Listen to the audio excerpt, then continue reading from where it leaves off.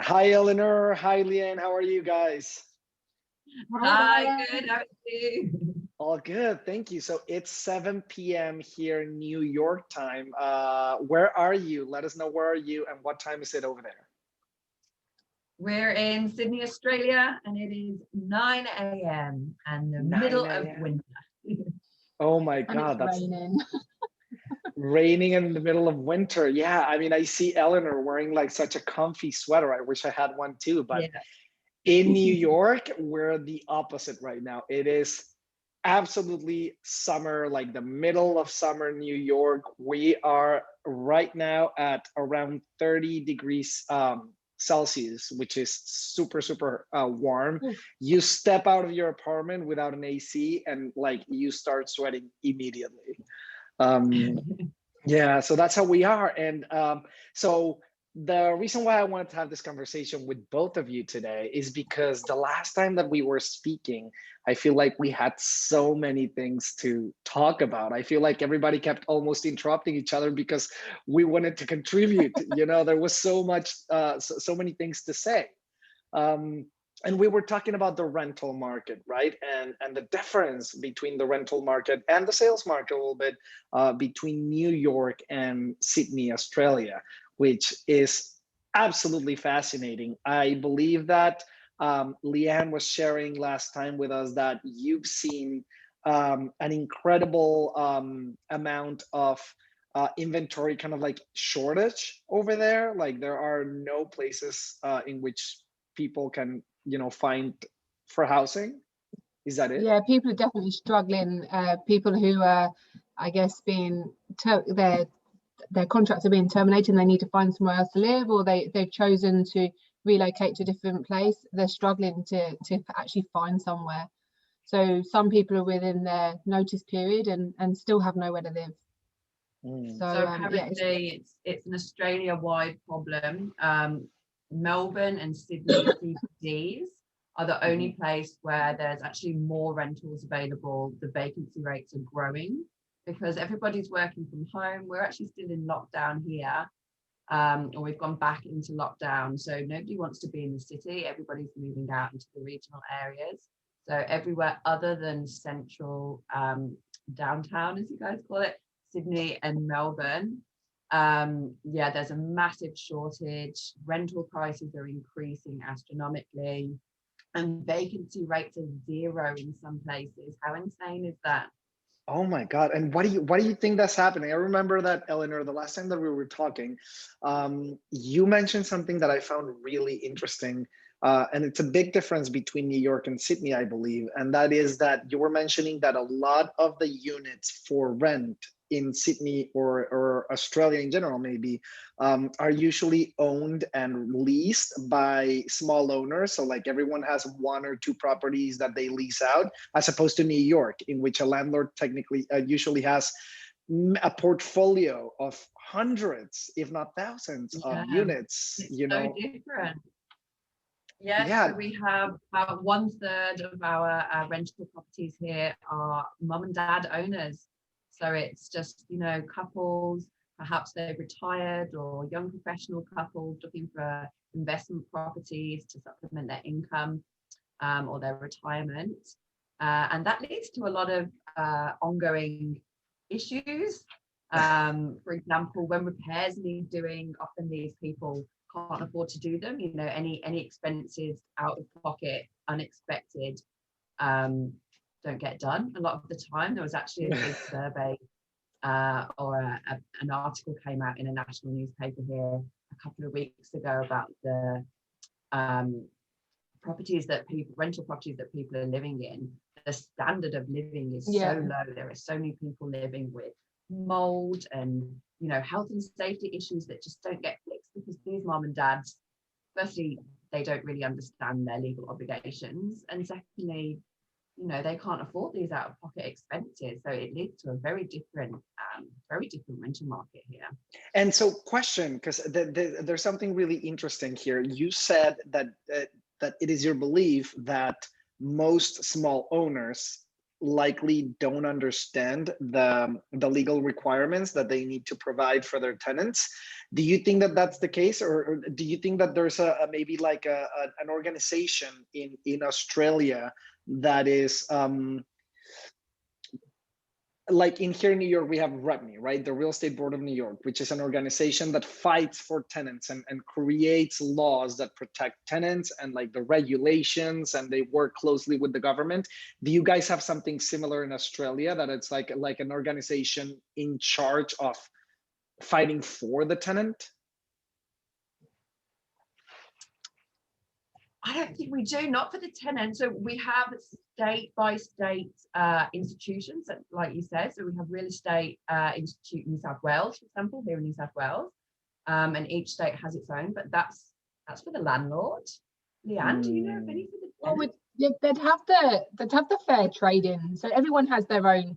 Every state has their own tenant rights and laws, as well as the landlords. But I think it's a lack of education more than anything. I wouldn't say it's not necessarily there. It could definitely be tightened up. I just think when people are purchasing these properties for investment, they're not thinking of the whole picture. They're thinking, great, I've got the property, but they're not thinking of their ongoing obligation to the tenant. So for them, it's just an asset for a future in life. And the rest is just, I think, is just an inconvenience. So they do whatever the bare minimum is. And because of the rental shortage, people are too scared to say anything if it doesn't meet the requirements, or they want something changed, in case the landlord just goes, okay, then see you later, I'll get another tenant, because then they'd struggle to find somewhere. So people are living in, I guess, conditions that they shouldn't, because they're too scared to rock the boat. And landlords are actually not fulfilling their obligation, and there's nothing that's really enforcing them to. Like, they're not getting fined, they're not getting reprimanded if things aren't there, but also people aren't reporting it because people are too scared. So it's kind of it's sort of a knock-on effect, really. It's funny, actually, we had just this morning, somebody commented, we run a Facebook group here for tenants to ask their questions. We have a number of professionals in the group that help answer those questions. And somebody posted this morning about their agent who was unlicensed, had been operating for 6 years. And she'd raised this with Fair Trade in New South Wales, and they had just closed the complaint without looking into it at all, with a very dismissive email, she said. And this is, it sounded like she got passed between a few different agencies as to whose remit it was around the licensing of the agent. But so this agent's been operating for 6 years, and nobody's interested to know that they're not even licensed. Oh my God! because they were out in the country, so yeah. It's how it was done. It's something a big difference that I see between the predominant tone that the rental market abides by, let's say in New York versus Sydney, Australia, is that I feel like the rental market right now over there is dominated by fear. People don't want to say anything because they fear that the landlord will say, you know what, you don't like it, go. We'll have somebody else come in tomorrow. In New York, a big difference was that the governor of New York, Cuomo, signed a legislation that placed a moratorium, right, that prevents evictions. And they've been delaying or they've been preventing evictions to take place until August 31st. Of this year, 2021. We are today on July 8th. So there's still a couple of months left. Yes, absolutely. So this is a COVID related hardship. So let's say that you're a tenant. Eleanor. Yeah, so let's say that you're a tenant that was having maybe financial hardship or anything regarding that. You have to send a document explaining the source of the hardship, and you can prevent eviction. And see, that's the difference. I feel like in New York, the government really protects the small guy, let's say the tenant, and they don't allow the landlord to evict you as easily as I imagine they can do in Sydney. We did have similar during COVID. So ours ran out in March. So the government did have a protection place in order then to try and help tenants and landlords work together to resolve anything, to avoid evictions. But the second that finished, everyone booted their tenants out. So that ended in the end of March, and you have to give 90 days notice. So that was another thing I found really interesting about the New York market. You can't issue no grounds eviction notices, which you can here with 90 days notice. So those were all running out the end of June, which is why we're having such a mass of people at the moment being evicted and having nowhere to go. I mean, you guys can't do that. No, well, yeah, and here's the thing: the moratorium here in New York, I believe the original moratorium said until February this year, but then they kept delaying it and delaying it. Right now, it's in August 31st. I feel like we're gonna have to have another conversation like this afterwards to see if we are, and we still don't know this, but we might be heading towards a situation that's extremely similar to the one you're having right there, right now. And we just don't know it. You know, what's going to happen with that when that expires? Is the US is opening up a little bit more now, isn't it, from the COVID? Yes. Yeah, and actually, Lianne, let me ask you this, because Eleanor was telling me that you are right now under lockdown. Again, today is July 8th. When did this lockdown, the second lockdown, I should call it, probably start, or around where? When? 2 weeks ago, and we've just had it extended for one more week. And I guess they're talking about it being the last one, but it will depend on how people behave. So unfortunately, not everyone does the right thing. So if they do, then hopefully we can get out of it. But our vaccination levels are not as high as some other countries. So unfortunately, when there is a little outbreak, we do get locked down because we just don't have the vaccination numbers between everyone. So the herd mentality, unfortunately, is more for the lockdown piece than the vaccination piece at the moment. But there is a push for the vaccinations. It's just we're not anywhere near the US, the UK, and some of the other regions that have been hit pretty hard with the pandemic. And Lianne, let me ask you this: is it because Australia doesn't have the capability to vaccinate everyone, or is it because of what we were talking about? Maybe it circles back to lack of education and people being resistant to getting vaccinated. Well, I'm not a politician, so I don't like to comment, but I think unfortunately we had a bit of a false start with it. There was a lot of, in the UK, for example, the AstraZeneca vaccine is the one that's being used majority. So they've obviously done a fair significant amount of their population, whereas here they backpedal quite quickly because we had a lot of issues with clots and things. Only a very small percentage, but because of that, I think it put the fear in people, unfortunately, and because they changed the age bracket from below, I think it was below 50 to below 60, and then they've changed their narrative a few times. So I think it's made people a little bit nervous. And then on top of that, we had some supply issues, I think, with the Pfizer vaccine once that was the preferred one. And so I think it's been a bit of a knock-on effect. We also didn't have the numbers here. So if you think, and I'm using the UK because I'm English, so I know what's going on over there, but like they were getting 60,000 plus a day at one stage. And up until this outbreak, I think we didn't even have more than 30 in the country for the whole year and a bit. So that just goes to show the number difference. And obviously we're spread along, the area is a bigger country and things like that, so we're spaced out a little bit more. But unfortunately, because of that, where we are now is we've got an outbreak, we have to shut down. Let me ask you to this: are you vaccinated already, or can I assume you're not? I'm not, but I'm also pregnant, so I'm in that not sure if I should or shouldn't kind of scenario at the moment. Okay. But I've been advised that the Pfizer vaccine is fine to have in pregnant women, so it might have to be a decision we have to make soon. Last time I checked, like a week or so ago, we were at 4% of the population vaccinated. I think we're at 9 now, I believe. Yeah, it's gone up a lot. 9, okay. They've pushed really hard during this lockdown. So during this lockdown, they've basically said the only way to avoid lockdown is to be vaccinated. So a lot of people have been, I guess, incentivized to go and get vaccinated. They've also suggested that you still have the AstraZeneca if you want, because the risk is still low, even though it's against health recommendations on some ages. But they, I don't believe that 9%, Eleanor, is double vaccine. I think our percentage of, in terms of numbers, I think we're only 1 million and something fully vaccinated. and maybe 9 million with one vaccination, and we have a 26 million population. 26. Okay. In the US right now, I just checked it up in the New York Times. It says, let me look at the number again as to not misquote it, but fully vaccinated total population, 48%. And yeah, so that's really wow. good. Yeah, and if you count how many only people you have.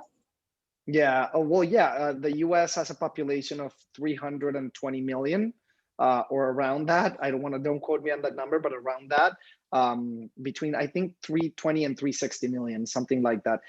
And it says if you count only people that are 18 years and older, it's 59. So almost 60% of the population is fully vaccinated. And let me ask you this, Eleanor, if I went right now to your neighborhood and wanted to go grocery shopping, would I see people? How would I see people on the street and on the actual market? Would I see them carrying a face mask? My area is actually really good. So yeah, most people are wearing masks here. Most people are abiding by the rules. Some of our other areas down in the southwest, and it was the eastern suburbs, I think they've gotten a bit better. So places like Bondi Beach, people are very much just going about their day-to-day business, no masks. Businesses are shut for the most part, so restaurants are doing takeaway and things like that, but people are still out and about mingling in the streets. And in the southwest, I believe it's families, big families are mixing, all going to each other's houses.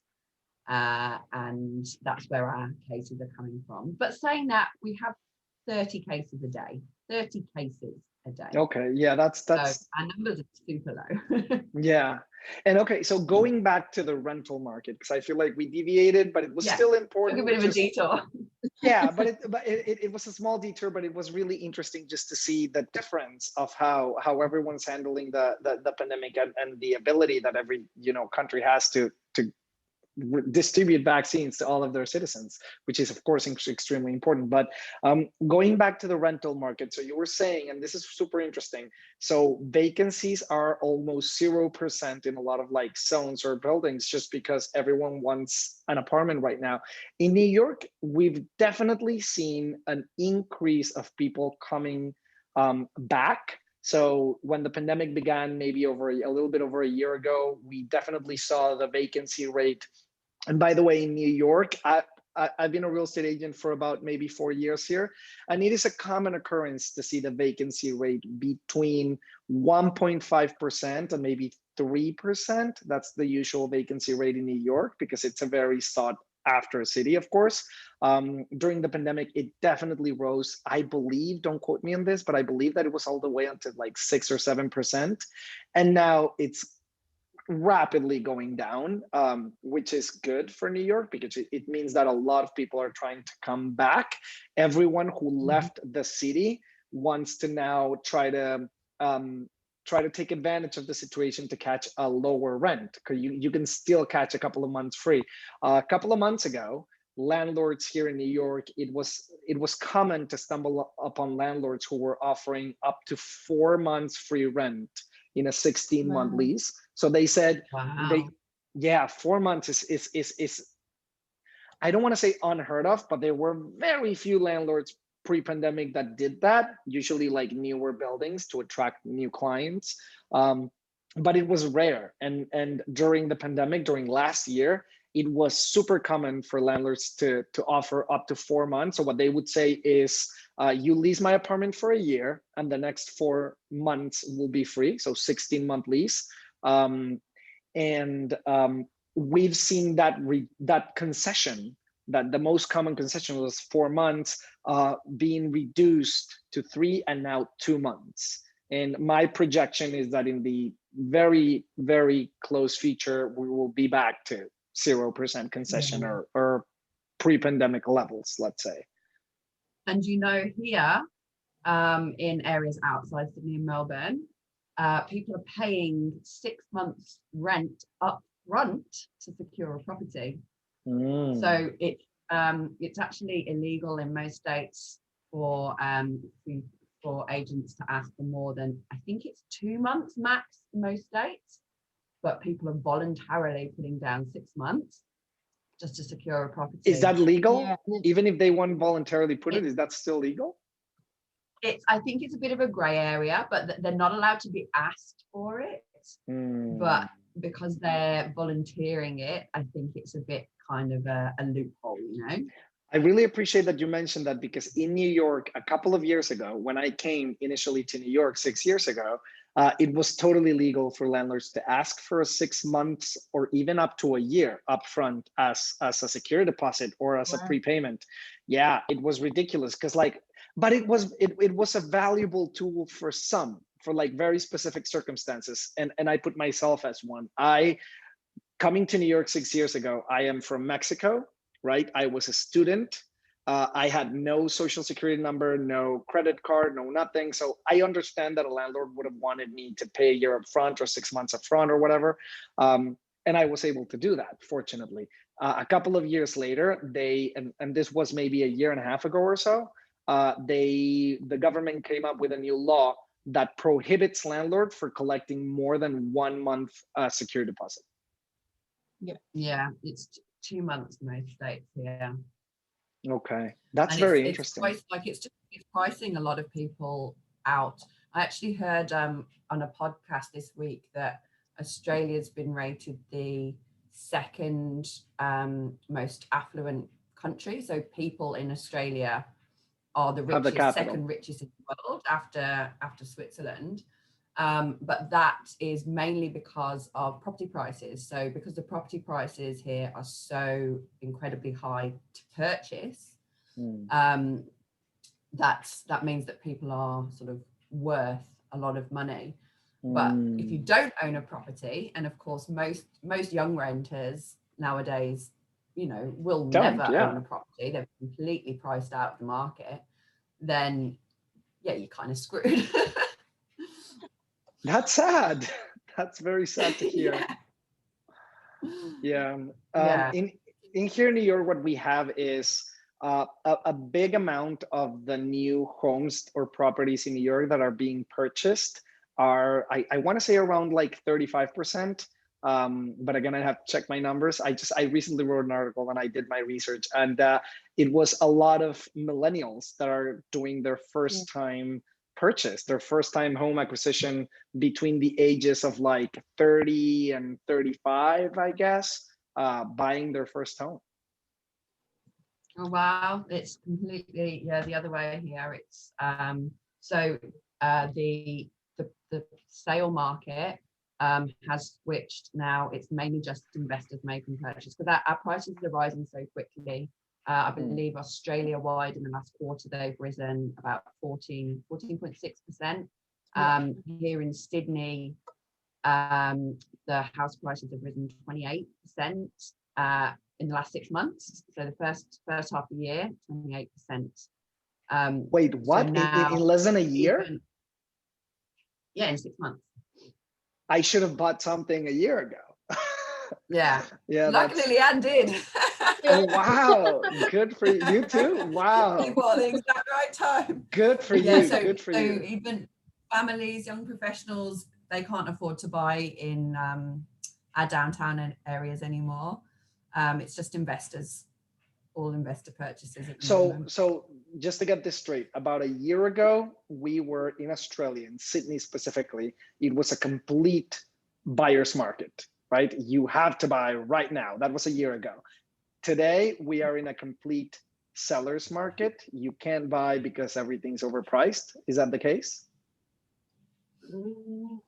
I don't know that it was a buyer's market a year ago. I think there wasn't a lot of activity a year ago. Lianne? Okay. I know now it's definitely I'd say now that with the pandemic, you mentioned earlier about everyone left New York and is now coming back in terms of vacancies. However, what happened here was anyone that lived in the Sydney hub has realised that they can work from home now. So this new working from home phenomenon has changed where people live. So for example, I moved out the city 3 years ago and moved up to the Central Coast. It's only an hour from the city, but it gives me space. It gives me a garden. It gives me a house I can afford. I'm by the beach. I'm still close to the city. you know, all the things that you want, but I was also starting a family. So for me, it was perfect. So during the pandemic, a lot of people have made that change to beach or bush, I guess is what people have done. And because of that, prices around where I live, when I first moved up here renting, was cheap as, like, you could get a big family home for what you couldn't even get a little apartment for in Sydney. I then chose to buy quite quickly, and my mortgage is cheaper than what I used to pay for a unit down in Sydney in the suburbs. Okay, so the dynamics just being out of the city means it's more affordable. However, pandemic hits, everyone can work from home, everyone decides that I guess what's more important to them is lifestyle. Everyone started to have a slower life, so people are making that shift out of the city. So the city, there's loads of vacancies, I would say, commercial property, no one needs office space anymore. There's obviously people that are now going, okay, I want to live somewhere else. And the prices around here, the rental prices have just gone up. So what I was renting for a few years ago is ridiculous now. But on top of that, house prices have increased dramatically. So for me, it's great because my house has gone up so much. But for people that are moving out of the city to get a bargain, that bargain is slowly disappearing out of their sites because of the market's going up so high. So any houses that come on the market snapped up within a day or two now, whereas you haven't got months and months and months of people putting their houses on the market because someone out of Sydney or someone that's making some form of change is moving. Not, I don't just mean where I am, but the general shift out of the city to suburbs and towns that are still, I guess, commutable. So I like people that live up here would probably still commute to the city, you know, depending on what their employers allow, but maybe two times a week. And so let me really ask doable. you this. Yeah, let me ask you this. Something, another find or another thing that caught my attention recently, again, because I was writing an article that hopefully will be live soon on Forbes, and I think you like it. But I was doing research about how this new hybrid work environment that we're about to step in or have stepped in during the pandemic has affected real estate, right? And you mentioned something really important, which is most people realize that they don't need as much commercial space anymore, or as much as office space as they used to, right? So it's highly likely that, and this is a prediction, let's say, that I have based on what I've read and the expertise that I have is, do you believe that, because I believe that in New York, a lot of commercial buildings might end up being repurposed for housing. Residential. Yeah, for residential. I mean, it completely makes sense. If you're the owner of so many commercial spaces and you see foreclosure in the near future because nobody wants to rent your space, why wouldn't you, especially since you said that the residential prices have gone up so much? Do you believe that that's a thing that may happen there as well? Possibly. It's just the Australian market's different in the respect that, and we've obviously mentioned this a few times, that the mum and dads or the successful businessmen or whatever are the people that are investing in these properties. So we've had and I think we touched on this last time, that we have a new, I guess, government incentive here for the build to rent market, which is developers are purchasing property purely building it to rent out. So that creates a different rental market here in Australia, which I think is definitely well needed. And I know it's very successful in the US and the UK and other places in Europe. But it's obviously a new thing here, so people are still getting their heads around it. But I think if the developers can probably get on board with that and I guess purchase these redundant commercial spaces and turn them into residential, then 100%. I mean, people still want to live in the city. I'm not saying everyone wants to move out of the city. Some people love that lifestyle, and I think it definitely suits the international students and the expats and people that are coming from other locations to live in the city, live by the beach, do all the things that I did when I first moved here, where I had, you know, the best of both worlds. So I don't think the city will lose its appeal. It's just the price aspect and the availability. Yeah, so you can only build up so much, and the city is already so built that I guess the next thing is turning that commercial into residential. But I'm purely speculating there. I don't know that for sure. But something that I really appreciate and that I would love to talk more about, something that you just mentioned, is the difference in the dynamics that we have for building the US versus Sydney, Australia, right? Or New York versus Sydney, which is in New York, a lot of buildings in Manhattan, for example, the one that I'm in right now, their use of land is rental building, right? They built this whole building. It's a cookie cutter kind of thing, or I mean, this is a pre-war building, so not necessarily cookie cutter, but a lot of them are. And they're owned by a huge conglomerate who has a portfolio of 30 buildings, and they just rent them out. And that's what they do, right? The quality of the finish is significantly decreased because people don't treat them like their own home, et cetera, et cetera. And I want to talk a little bit more about dynamic because, yes, you were saying that would be amazing for Australia, right? To have those developers start doing something similar to this. My fear is, and this is just the other side of the coin, right? Is you're practically promoting more income inequality because there's going to be a couple of white whales that are making all of the money and all of the other people who end up renting, right? So what do you think about that? The fact that, you know, we're living in a very different, I would say, side of the coin, and which one's better? I don't think we disagree with you there, but the renter shortage is pretty, the rental market here is so different that I think we're crying out for some security for the tenants. People don't like being called tenants, renters, or whatever they are, but the consumer that is actually not the one purchasing the property and needs somewhere to live, it does give them a form of security that they don't potentially have from your mum and dad investor. I moved 4 times in 4 years because the places I lived in kept getting sold on me. And to up and move somewhere else, but not even that, even looking for somewhere is a full-time job in itself sometimes. And I agree, up absolutely. Against a shortage, you're up against, you know, a tight budget or whatever your requirements are. If you have pets, you're a young family, you're single parent, you know, there's all these different things that you can, I guess, I don't know, it can be against you. So I have 2 dogs and 2 cats. So you can imagine what renting was like for me. So, oh my God, yeah. Yeah. So where I am now, not an issue because I own this place. But when I first moved up here, it was easier for me to get a house that maybe wasn't looked after that great to have the animals in over something else. Luckily on the coast, everyone has animals, so it's a different dynamics. But in the city, and I've got big dogs, so in the city you have the smaller dogs that are allowed in apartments or cats or whatever. So it's very different. And like if you're on a, I don't know, if you're going for a real estate or if you're going direct through the landlord and someone's looking at your application, let's just say you're a single parent, you've got 1 income, or you know, you're a student, or what else can you get, I guess, tarnished against? You know, you're not from here originally, so you've got no rental history, like you said previously when you first moved to the US. All those things have a negative effect sometimes on that rental side. Now, if you go to these build to rent, I guess, developer properties that are still fairly new, there's only a couple that are currently finished. Yes, the rent might be slightly more than the normal market, but you get so much more for your money. The difference is you get the security side of things.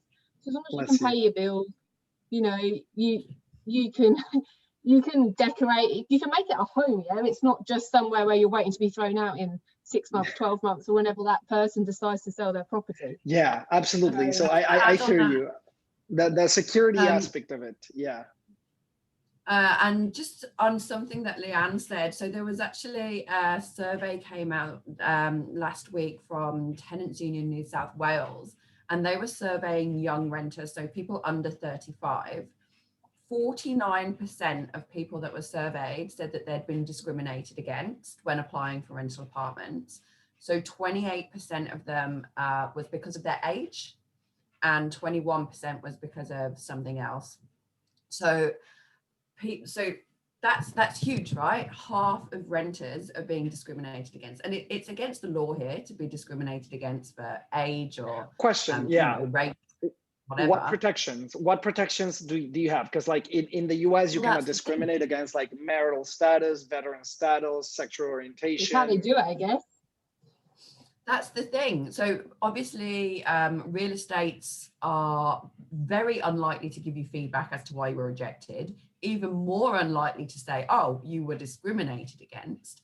So what proof do you have? And there are some organizations that you can go to. There's the Australian Human Rights, and then there's another one in New South Wales. But people don't know. They don't know that they can go somewhere and complain, and they have no proof.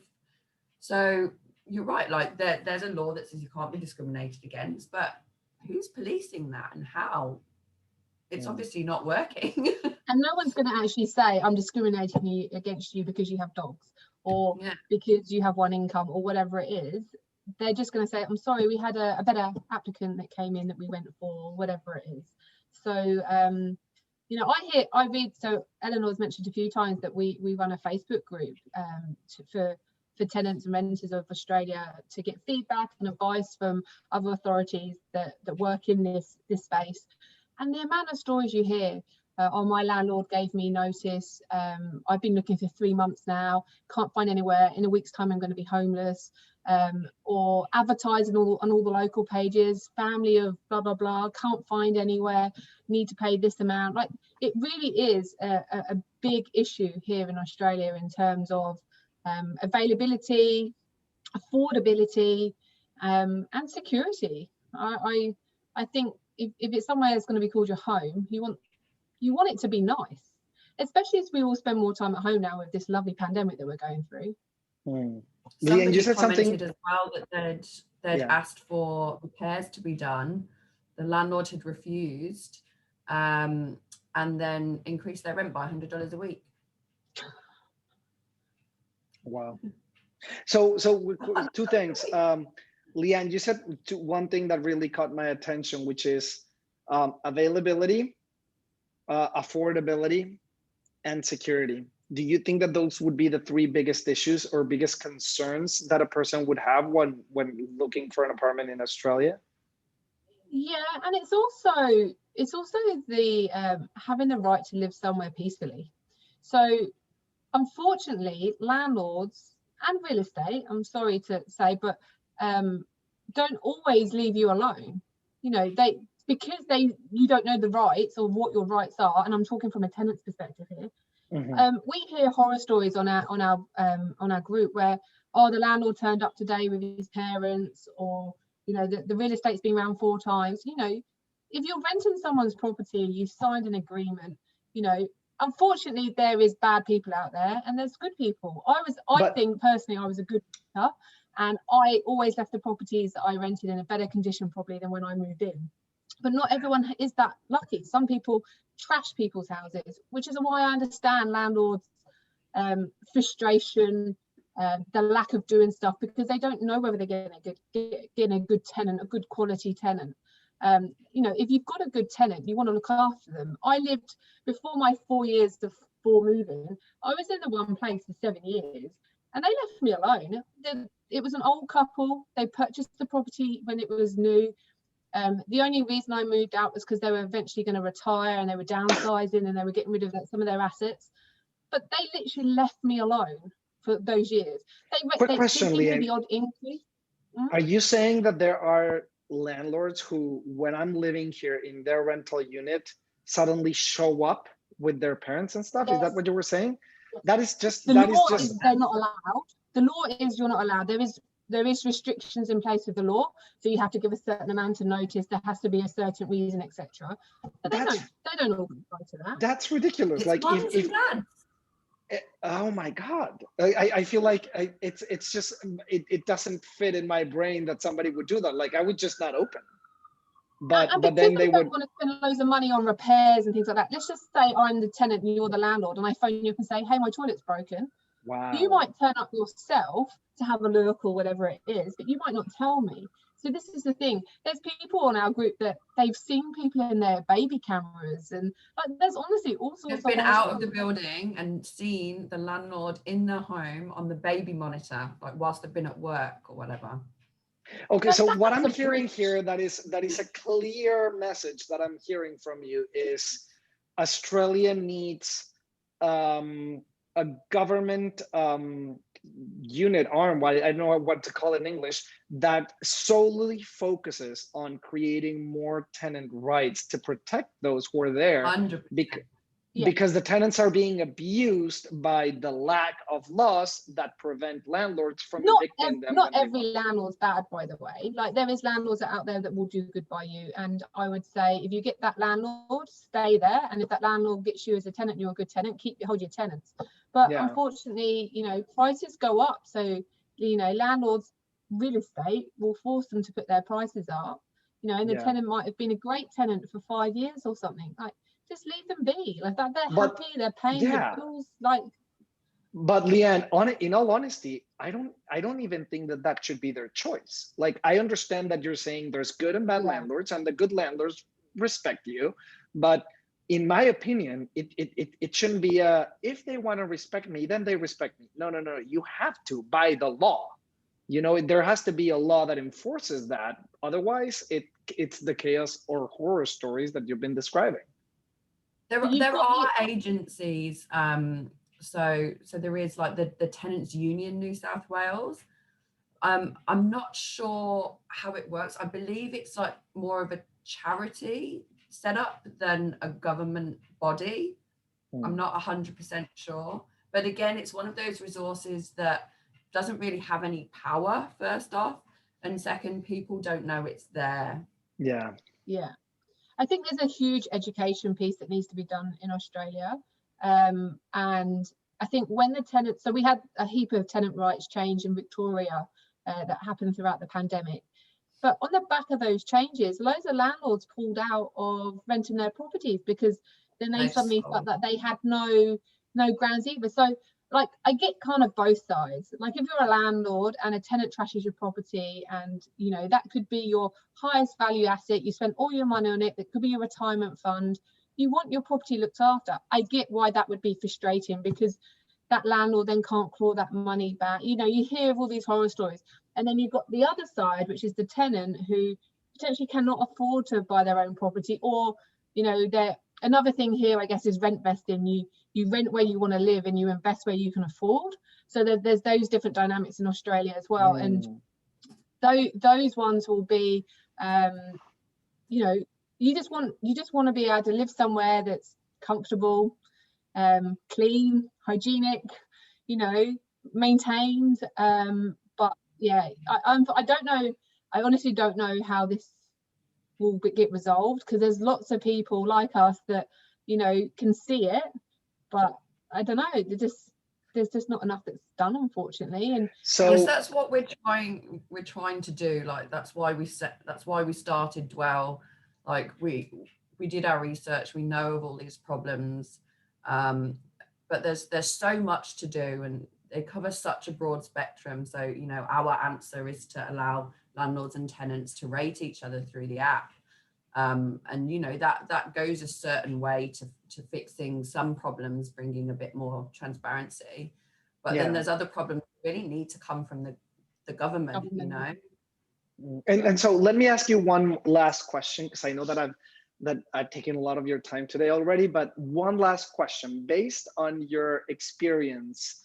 Where do you envision the rental market to be a year from now? What do you think will happen? So immigration will rise. It's slow. Our borders are basically shut at the moment, but they're slowly opening again. More international students, things like that, are being invited to come in. So our population will rise. Our need for rental apartments will rise.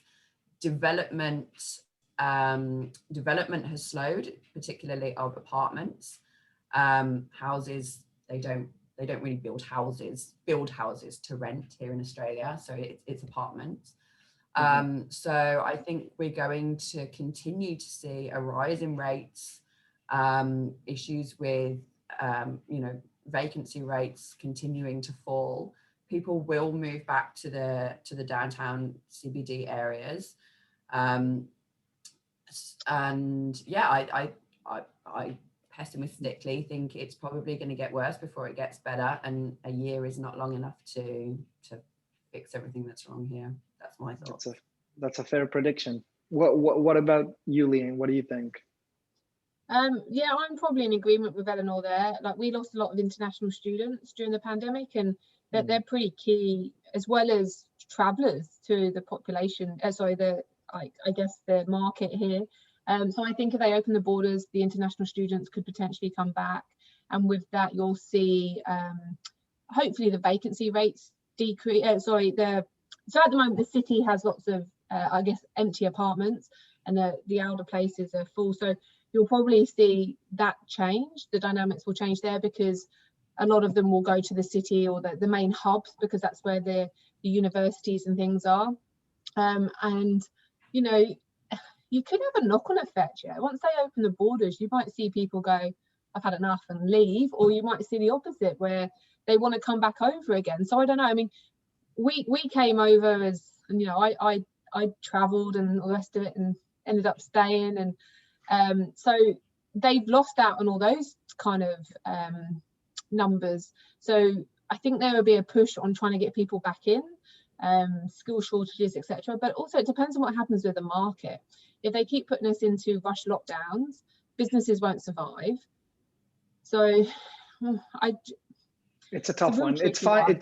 It's a fair thing to say. It's a tough prediction at this moment. Yeah, because it can go either way, right? Yeah, I mean, we weren't expecting this lockdown, were we? Like it no. Completely came out of the blue. Our last lockdown lasted 6 weeks.